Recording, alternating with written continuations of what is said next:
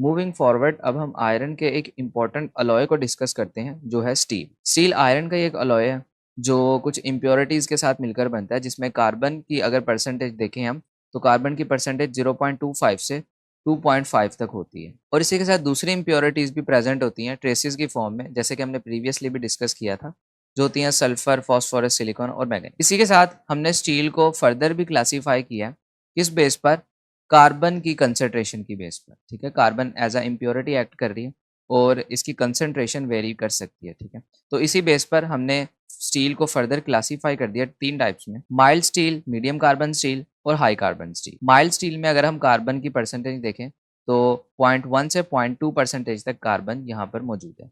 इसी के साथ मीडियम में 0.2 से 0.7 तक और हाई में 0.7 से 1.5। तो अब हम इन टाइप्स को इंडिविजुअली डिस्कस कर लेते हैं। जैसे कि जो माइल्ड स्टील है, इसके अंदर हमें पता है कि कार्बन की परसेंटेज सबसे कम है, तो इसी वजह से ये एक सॉफ्ट आयरन कंसीडर किया जाता है और ये मैल्यूएबल और डक्टाइल है। और इसी के साथ ये किस किस में यूज़ किया जाता है, ये ट्यूब्स में, नट्स में, बोल्ट्स में, बार्स एंड बॉयलर प्लेट्स में यूज़ किया जाता है। और सॉफ्ट मेटल की खास बात यह है कि हम इसको ईजिली मेल्ट कर सकते हैं और इसी के साथ साथ हम इसको हैमरिंग के थ्रू इसकी शेप भी चेंज कर सकते हैं, क्योंकि इसके अंदर कार्बन की सबसे कम परसेंटेज मौजूद है। इसके बाद नेक्स्ट जो टाइप है वो है हमारे पास मीडियम कार्बन स्टील। इसके अंदर कार्बन की कंसंट्रेशन 0.2 से 0.7 तक होती है और ये स्टील हार्ड होती है माइल्ड स्टील से। ठीक है, क्योंकि इसके अंदर कार्बन की कंसंट्रेशन ज़्यादा हो गई है और इसी के साथ ये भी मेलेबल और डक्टाइल होती है और इसके साथ ये कास्टिंग में और रेल्स में यूज़ किया जाता है। इसके बाद है हमारे पास हाई कार्बन स्टील।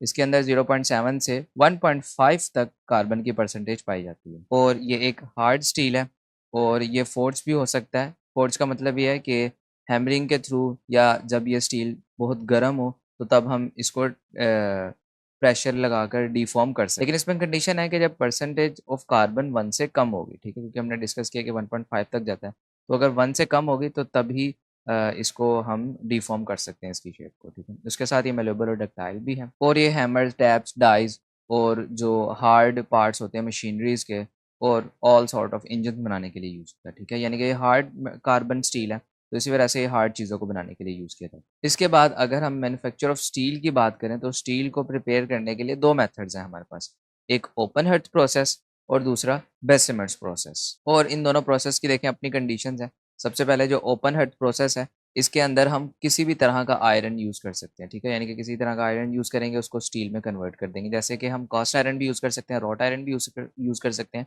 या हम स्टील भी यूज़ करते हैं जो स्क्रैप हो। ठीक है, तो उसको हम अपने स्टील की मैन्युफैक्चर के लिए यूज़ कर सकते हैं इन सब चीज़ों को। लेकिन जो बेसिमर्स प्रोसेस है, इसके अंदर हम सिर्फ कास्ट आयरन ही यूज़ कर सकते हैं। ठीक है, इसके अंदर हम रॉट आयरन भी नहीं यूज़ करते या स्क्रैप स्टील भी नहीं यूज़ करते।